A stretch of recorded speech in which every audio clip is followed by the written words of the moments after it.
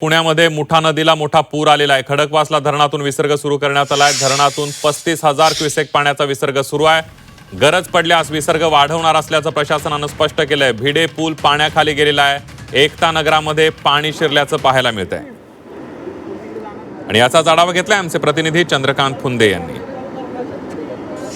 पुण्याच्या मुठा नदीला या महिन्यात पुन्हा दुसऱ्यांदा पूर आलेला आहे।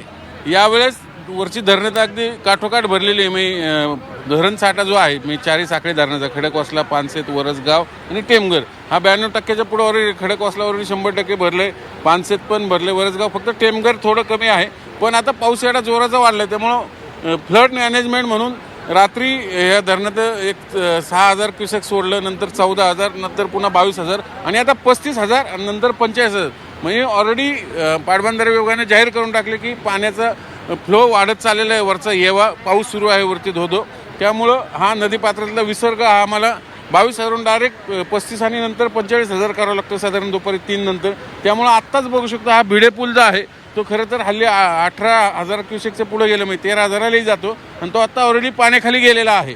मग इकडे पुढे आपण बघू शकतो नदीपात्रात रस्ता तर दिसतही नाही। आता सगळं इकडले नदीपात्रातली सगळी जनावरं होती सगळी ती काढून इकडं रस्त्यावर बांधलेली आहेत।